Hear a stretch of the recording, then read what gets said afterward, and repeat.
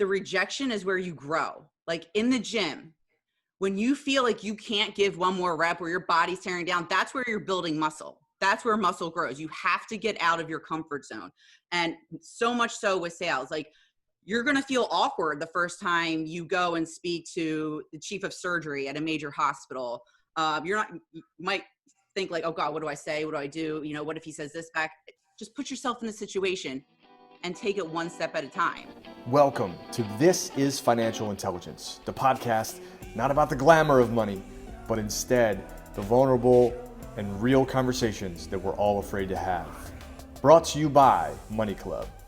All right, everybody, we are here today. I've got Kate McCambley here, and we are super excited that she's here, but more importantly, we're excited that you're here. So we're going to jump right in. The discussion today is going to be about a variety of things, but I know Kate as a competitor and athlete. She's also in med device sales. And while most of us may think that those have no lines of commonality, they have a lot of them. So Kate, one, thanks for being here. Absolutely. Thanks, Aaron. Thanks for having me. Pleasure to be here. So you're in a variety of worlds that are probably very different. Yes. Let's start with what has been this driving fitness competitive, where does this come from? Because you're now doing competitions and leaning into coaching others, but where did this drive come from? So the story behind getting into competing is pretty funny. I'll give you the Cliff Notes version. I grew up very active. I was a catcher in softball for 15 years. I was also a competitive dancer, trained in like classical ballet for 15 years as well. So I was always athletic, but it wasn't until after college where I kind of fell into a rut of, all right, I go to the gym, I kind of simulate movements of what I see other people doing. I wasn't quite sure what was going on. And around, I believe I was 26 or 27, I ended up getting kidney stones. So I go to the hospital, doctor, examines me. Yes, you have kidney stones, but they also found that I had a tumor between my lung and my ribs.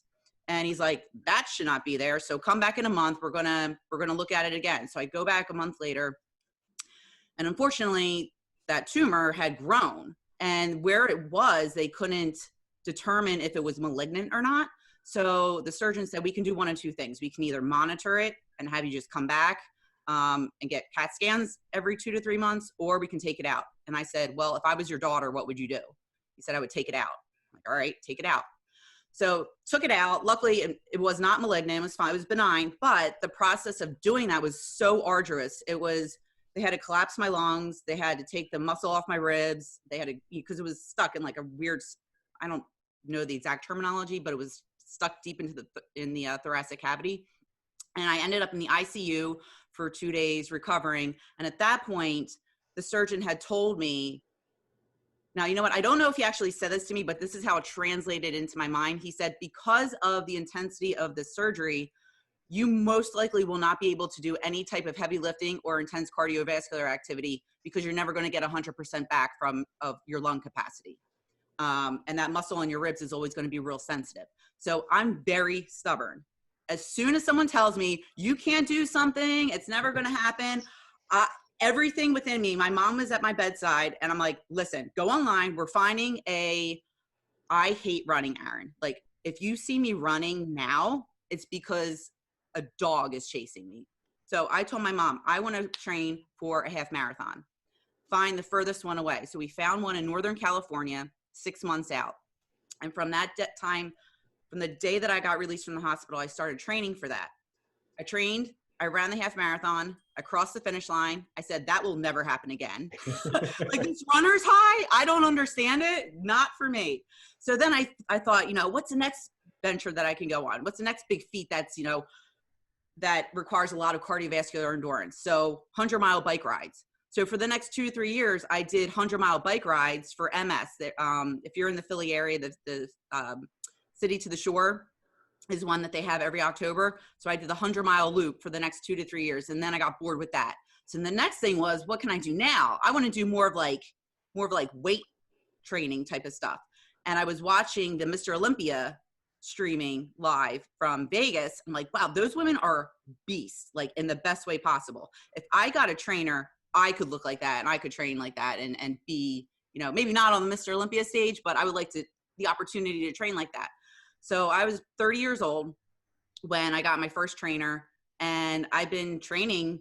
I fell in love with weight training ever since. So I did my first show when I was 31, and then it's been on and off since then. But I just love the intensity and the discipline that is involved with competing. So that's my story. I love it. So I love the way that closed too, because intensity and discipline are something we're going to talk about again in a little bit. But one, amazing that a turn of events gave you an option, right? What do I do? And how do I respond to challenge, to health compromise, to can't? I'm also like very viscerally triggered when someone says, you can't do that. It's just like this heat wave goes through me. And I also have chased. So there's one piece of, I'm going to respond and prove you wrong. And then there's this other piece of, am I seeking to just consistently achieve? And, those are very unsatisfying places over the long term, right? They feed us with the dopamine now, but then we just chase the next high. So we'll come back to intensity and discipline, but what have you evolved through to get to a place where maybe you don't have this need for the achievement, the accolades, but still have a really healthy process with your athletics and your fitness?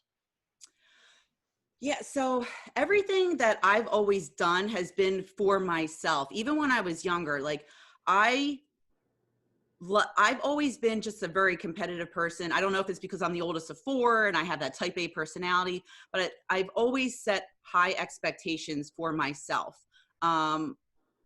where it keeps me motivated to just get through every day. Like, yes, the next show that I'm competing in is in October. And a lot of people may look at that and be like, wow, okay, that's 5 months out. Like, that's a long time. It is, but I don't look at it as 5 months out. I look at it as, okay, that's the end goal, but you got to take baby steps. Like, what do I need to do today to get one day closer? Don't worry about everything that has to take place up until that point. Worry about what has to be done right now. And I feel like I've incorporated that mindset with everything, with work goals, with personal goals, obviously with fitness goals. But I feel like a lot of the times, especially when I talk to people about this, they get overwhelmed by what they want to do, that they just do nothing. Because they're like, there's so much work that's involved with that. I don't have the capability to do that. I'm like, yeah, you don't have the capability now, but what can you do today to get you one step closer tomorrow to then take another step? Like, to bring it back to the gym, 10 years ago when I started training, my max weight that I could squat, bench, whatever, that's less than my warm-up weight now, 10 years later. Did I think back then that I would be there now? Well, actually I did, but I knew it wasn't going to come overnight. Like, it's a work, and everything is a work in progress. So just taking it one step at a time. And one thing I also want to touch on is the lesson that I learned from when I was when I had to have that surgery done and I was in that predicament. A lot of people have the why is this happening to me mentality. And I at one point was like that until I shifted to thinking, why is this happening for me? Like, looking back at it, it sucked at the time to be in surgery, to have a doctor tell you you're not going to be able to do any activities that you want to do anymore. It's so easy to fall into that mindset of, all right, why is this terrible thing happening to me? If you switch your mindset and think, why is this happening for me? I don't know today, right now, why it's happening, but there's a reason. And don't lose sight of what you really want to accomplish. You'll look back. I look back now 10 years, and having that tumor was almost like a blessing in disguise, because it led me down the path to pursue my passion of fitness. Yep. So yeah, that victim versus victor mentality is super important to distinguish. And I love that for many of us, athletics is the first place that we really learn that. I love athletics as a comparative to entrepreneurship, to sales, to to personal discipline to success, because we have to get over certain principles, right? In the gym, failure's important. In the gym, discipline is critical. In the gym, like, you don't get to fake it, right? You can show up to work and put on a guise that you're working hard and get away with it. It's happened. I've done it. When I Yeah. had a job, like, I did it. Yeah. But in other fields, in areas like the gym, you don't get that chance. Yeah. And I think the idea of discipline is really important. So I know you're also in medical sales. Yes. So let's see if we can draw a couple corollaries here. Sure. Intensity and discipline. They're two big words in my world, in our world. They relate to money. We'll connect those in a minute. But how do intensity and discipline show up in an industry where, you've got to find a way to make it work, right? The success that you have is all yours. You own it. But how do those two words play in? So being in sales, you learn very quickly. You either learn or don't learn the feeling of rejection on a regular basis. It almost comes to the point where when someone's like, yeah, Kate, you know what? I want your product. You're like, wait, what? What's that? You? Oh, really? Okay. Well, here we go. But you have to believe in whatever, if you're in sales, whatever your product is, you have to believe in it. You have to believe that it's going to create a benefit for whoever it is that you're selling to. How's it going to solve a problem for them? How's it going to make their life easier? You have to find out what that person's why is and cater to it. And it's only through them saying, no, no. When people tell me no, I don't translate that as no, never. I translate that as no, not yet, or no, not right now, or no, ask me another question because you still don't get it. So I feel like you have to be relentless in a healthy way, not in a badgering, like, knocking down their door every day type of way, but you have to be relentless in knowing that your product is going to solve a problem for your customer, and then work with them. The art of communication is huge in sales.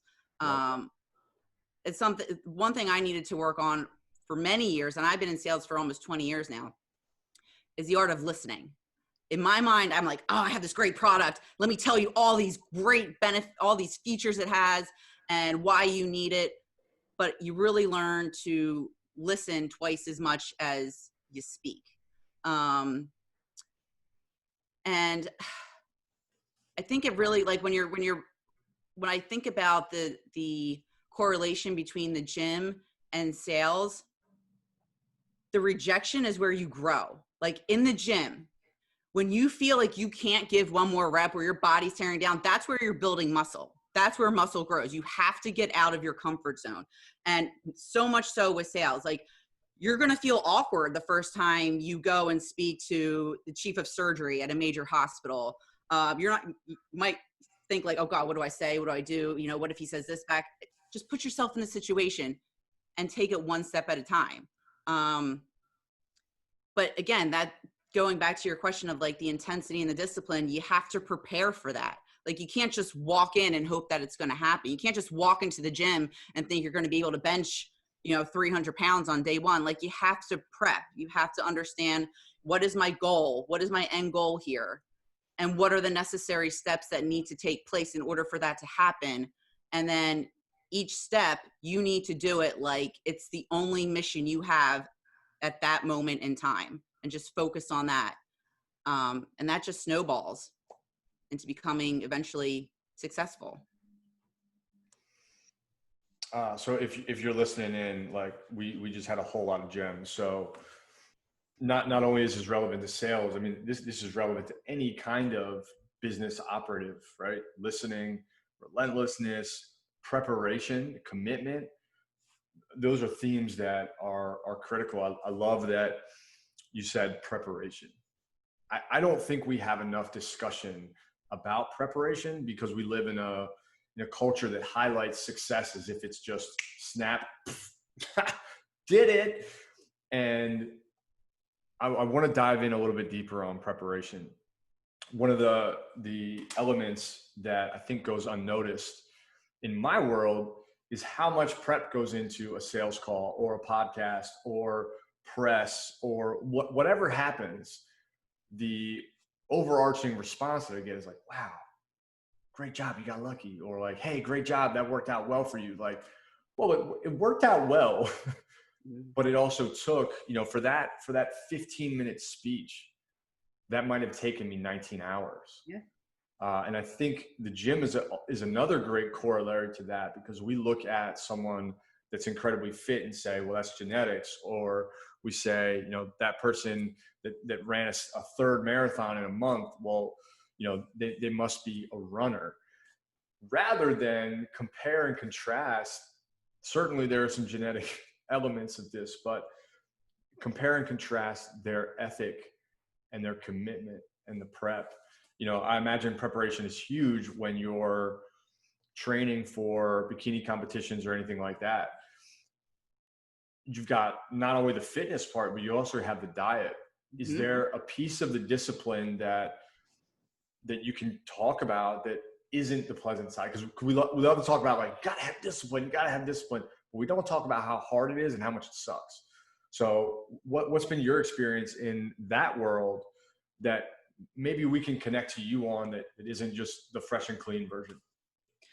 Yeah. So to your point about the diet is hard. And I don't even like the word diet in general, because for me, it insinuates a short-term fix.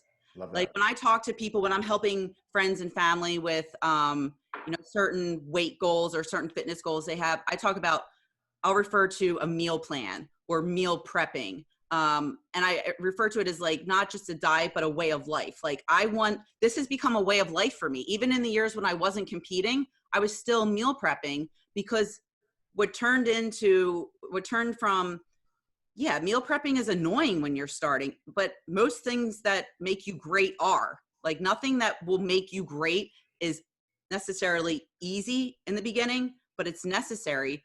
And if you want it badly enough, you'll make it a priority.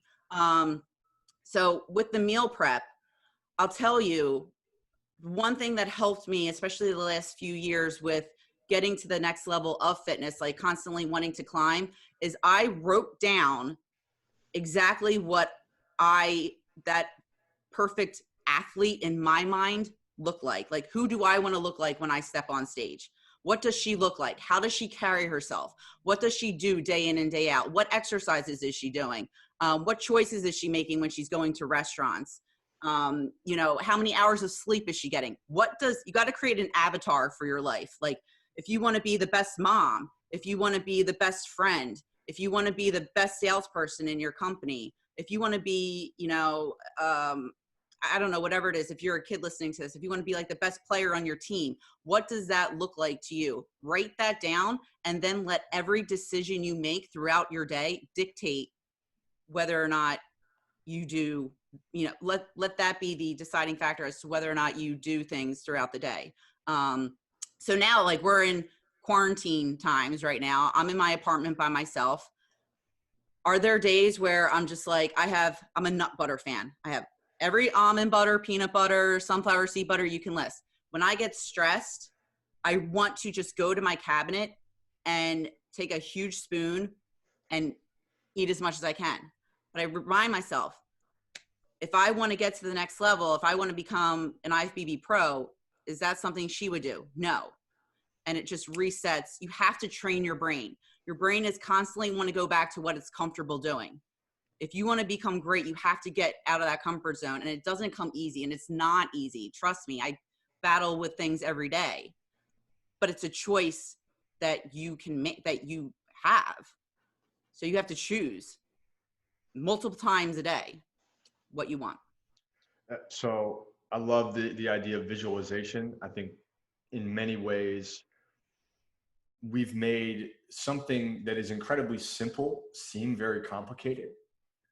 Some of these choices are very, very easy. You go to the gym. That's a very simple choice. It might not be an easy choice, right? It might not be easy to get to the gym, but I love that choices is the way that you've emphasized that. I also wrote down an awesome quote: nothing that makes you great is easy.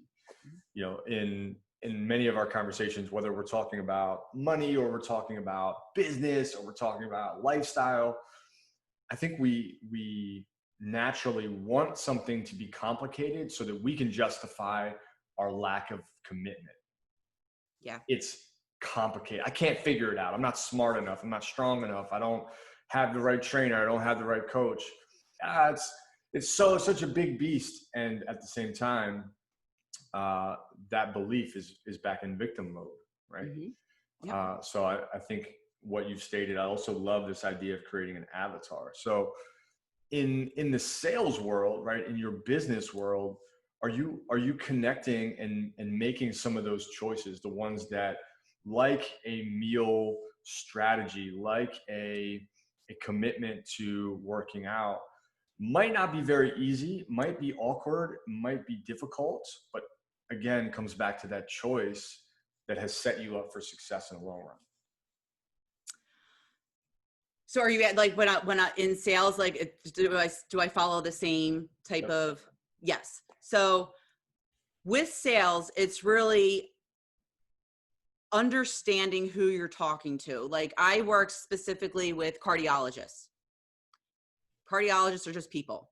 People have different personalities. When you go and you have a conversation, my conversation with Dr. Smith is going to be significantly different than my conversation with Dr. Brown. Dr. Smith, I know, is a relationship-based person. So I'm going to cater to her, through, how your family, your kids. Let's talk about the relationships you have with your patients. I understand that you want the best for them. And like I said, I deal with heart failure patients. So, really zoning in on how my product or how treating the condition, which is, these are patients that are at risk of sudden death, really catering the conversation to keeping the patient safe. Whereas with maybe another doctor, they're concerned about, I just want my patient to be well enough so that when they come back, I can put a permanent implantable defibrillator in them. I want to keep them alive so that when they come back, I can do my surgery and put the implantable device in them. So I'm going to talk more on efficacy of my product, how it works to keep patients alive. So really planning your each conversation according to who your audience is vital. And that doesn't come right away. You're not just going to walk into a territory and walk into a building or walk into an office and know immediately what Mr. Smith, how he responds or what he likes or what he's triggered by, or, what he his ultimate goal is. You do that through conversations.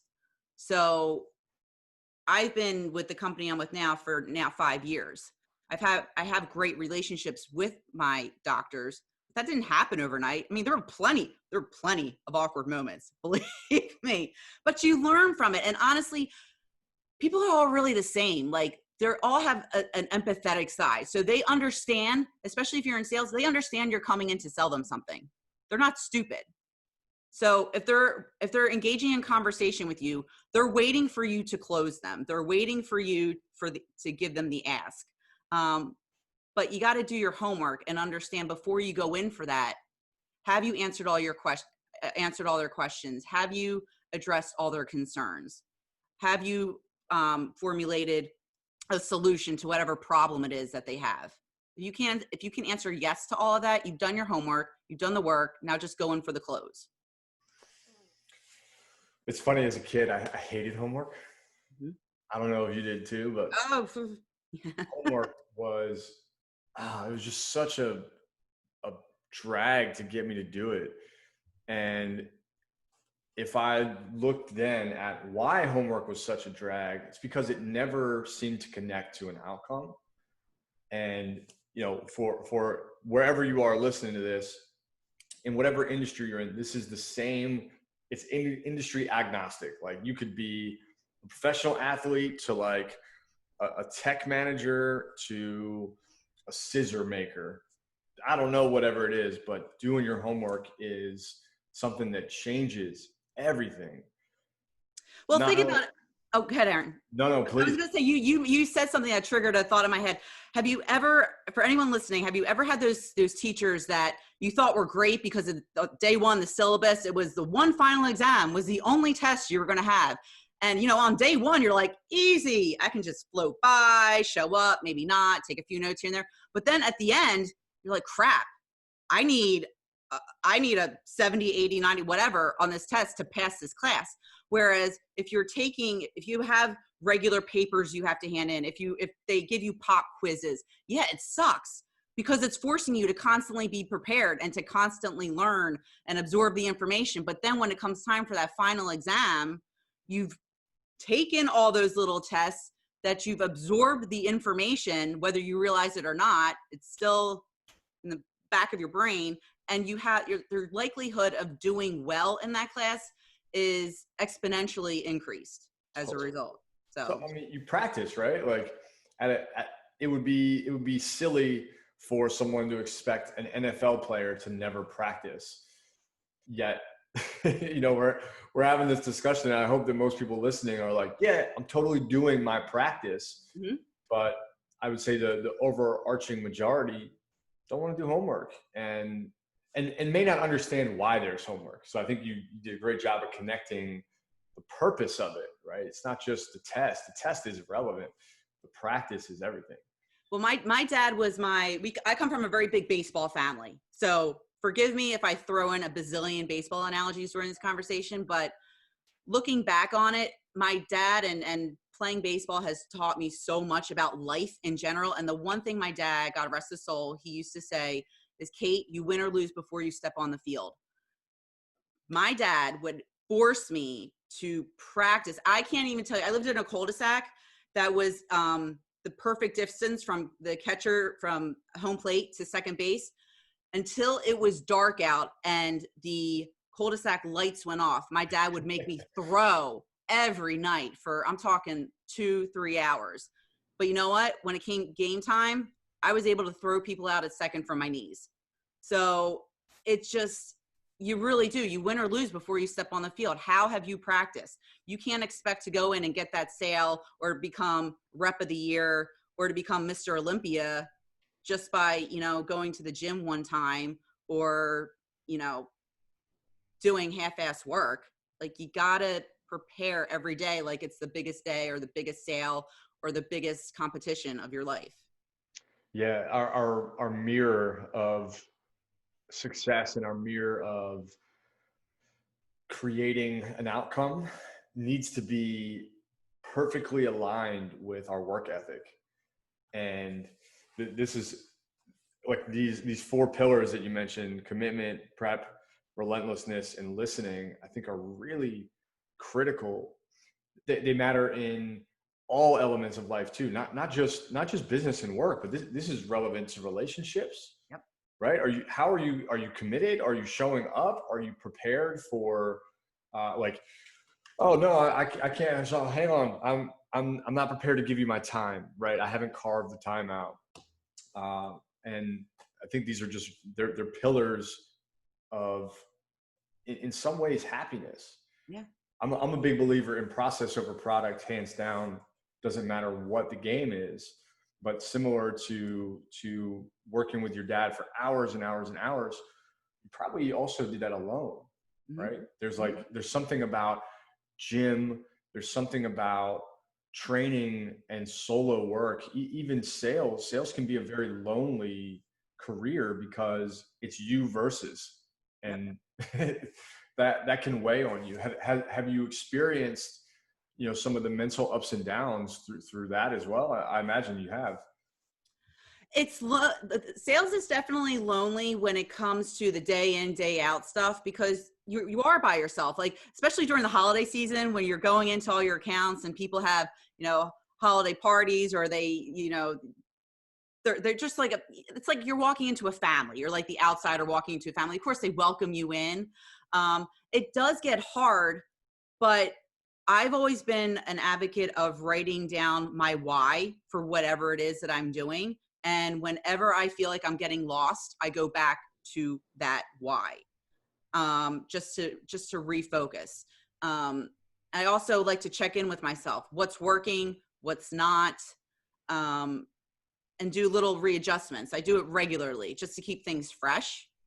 But and that's where I have colleagues in the sense that they're reps doing the same thing I do, and we're under the same management. I check in with them on a daily basis just to get that team vibe. Like we have a text thread among the 6 of us, so we stay in touch that way.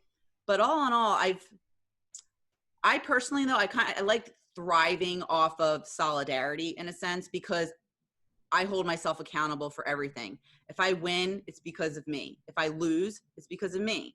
And I'm okay with that. I know it's hard for a lot of people, but I kind of, would I be different if I had a job where it was more of a team environment? I don't know, because I've been doing sales my whole life where it's just been me. So that would be interesting. That would be interesting to see if I would feel any differently. I have no doubt that you would do well in a team environment, but it definitely is different. And I think there's now like this sort of like pseudo team where you can be deeply connected without the dependence that you may feel like you're sacrificing, or that I may feel like I'm sacrificing. I think in many ways, the path that I've been on has taken me from solo to team. And what's been most interesting about it is finding out how each of us operate best and making sure our lanes are like hyper clear, so that we each still have our independence. There's not like a overwhelming amount of checks and balances and barriers to keep us from being us. Yeah. But that whole is way more than the sum of the parts. And that's been really interesting to change as well. But that takes time, right? Building a team. You know what? That's a really good point. Now that I'm thinking of it, I mean, we didn't have a national sales meeting this year because it got canceled due to the pandemic. But it is, now that you're saying that, I do enjoy going to meetings where, teams from the Philly, Jersey, Baltimore region all come together, because you can kind of talk with each other and vent about similar things, similar situations, and similar objections that you're getting from physicians. But you can also collaborate with one another and say, listen, I had this situation with this doctor. Oh, Kate, I have an academic system as well. Doctor, very similar. I took this approach and it worked. So you might want to try that. So just like sharing success stories with one another to take back and implement into your own daily use is actually very, very beneficial and very helpful. So we have to like highlight that phrase, sharing success stories. I don't think we do this enough. One of the interesting pieces of this whole podcast initiative is to talk about money in a way that's open, but talking about money is an open subject only when we can talk about the things that money allows us to do. And I think one of the primary elements that we want to really make normal is talking about success, right? Talking about the things that help us get further, talking about growth, talking about challenge, being vulnerable about what we're experiencing. And when you're in sales, money goes like this, right? You have a good month, you have a bad month, or the payment takes longer, or something gets held up. So even those conversations are really few and far between. So I just think it's important that anybody listening tunes into sharing success stories as a part of this process, right? As we grow, as you grow, that's just a beautiful thing. Absolutely. So how do you navigate the throes of inconsistent income and, changing and challenging and adapting to market conditions, right? This is back to the discipline, but what do you do? What are your strategies for managing your world in spite of unpredictable and uncertain measures outside? So I've always been a saver by nature. I like it. I like that about me, but then it's also periods where oh, don't know what just happened. There you go. I go through periods where it's like, what am I saving for? Especially in my 20s. Like every job that I've had a small base salary, and then most of the money is based on commission. So I learned right out of school to live off of my salary. Okay. Because to your point, commissions come and go. Like there would be months where maybe I didn't make goal at all, like nowhere close. So I wasn't getting anything. There may be months where I crushed it and I'm doing well, but I've always learned to live off that base income that was always going to be steady. And as a result of that, I was able to purchase my first home when I was 23, pay off my school debt by the time I was 26. You know, I can now travel the world. Like this pandemic hit and I knew I wasn't going to be getting commission because the hospital shut down where I'm in Philly. All the heart failure, every floor became a COVID-19 floor. Heart failure cardiology patients, there were none. They're now just opening floors and letting people in now.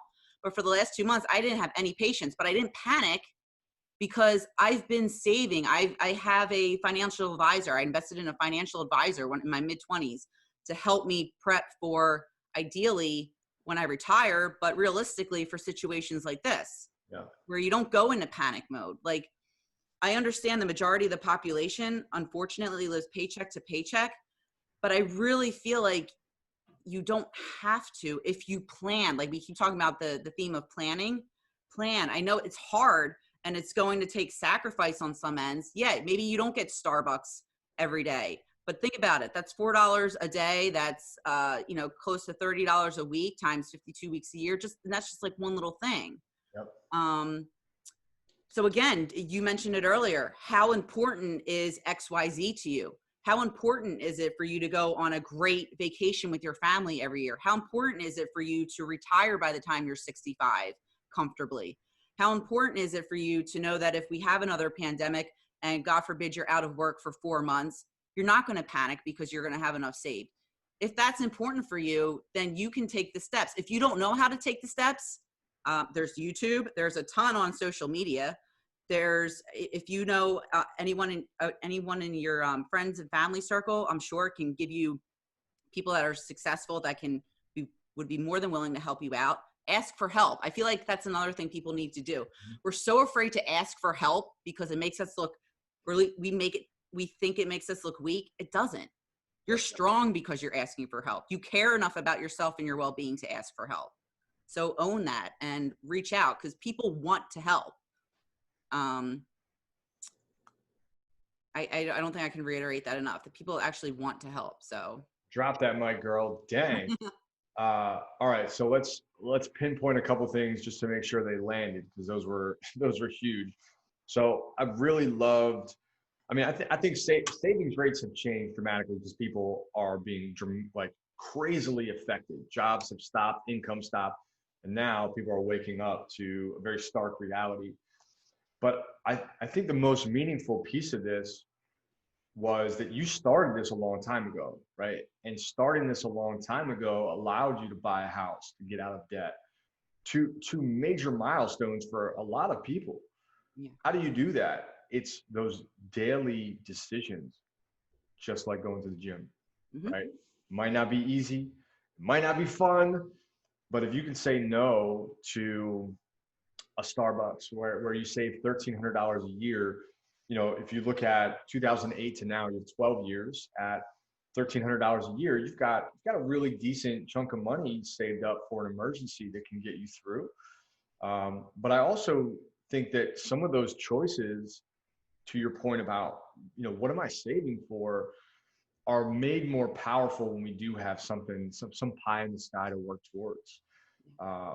Beautifully said there. Then you also, over top of that, we're talking about priorities, right? When we are clear on what matters to us, when I got much more whole as a person and I needed less to impress, my whole money game changed. Yeah. And my whole fitness game changed because it wasn't about going in the gym and getting attention. It was about going to the gym and getting results. Yeah. Or getting committed. I think that's a fairly good mic drop moment that we can highlight. And the thing is too, to your point, it may suck when you're the planning and the doing and just, forcing yourself to be disciplined. But I promise anyone listening, when you do it, never will you look back and say, I regret doing that. Yep. When I'm tired in the morning and I don't feel like going to the gym and I get up and I work out anyway, even if it's just a walk outside for 25 minutes, never do I come back going, wow, that really sucked. I'm really annoyed that I decided to get up and be productive and move my body.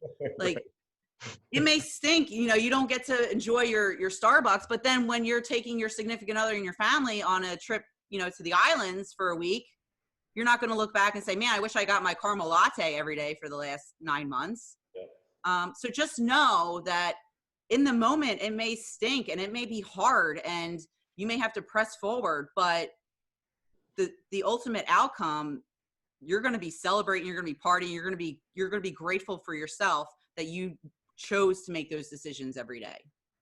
Yeah. And I love that decisions have become a thread in this conversation. Decision and prep is kind of like the thesis here. I'm often very, I think the politically correct word is probably frustrated. I'm very frustrated with young athletes, right? Who are constantly being bombarded with like, get this result, just we want to win. Whereas if I look at my childhood to now, the overarching theme has been, are you making good decisions and are you prepping? And again, just kind of bring it full circle. The conversation about athletics is a great microcosm for the rest of life, relationships, work, art, excitement, fun. To buy a vacation is to say no to all the mini decisions of a night out or a date night. You can't have everything, so you have to say no to something to get the thing that you most deeply want. But we're not having those conversations enough, and that's why we're here.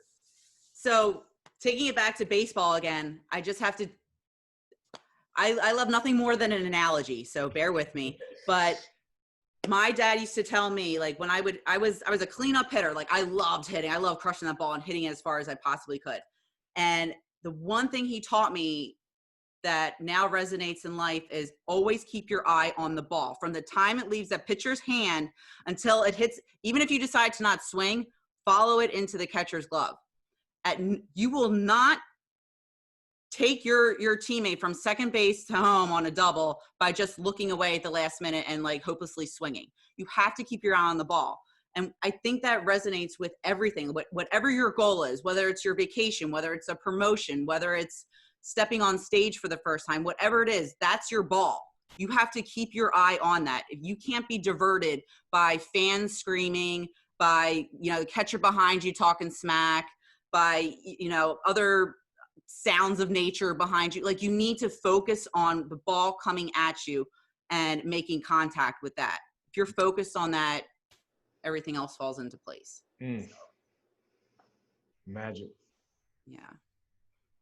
So true though. So, as a kid, you were so on point when you started the conversation by saying, athletics and life just in general go hand in hand, because they truly do. Like, and it's unfortunate that it wasn't until I was in my late 20s, early 30s where I started seeing the analogies and the similarities fall into place. But if you have kids out there and they're in athletics or they're in any type of extracurricular activity, try to make it a learning experience for them.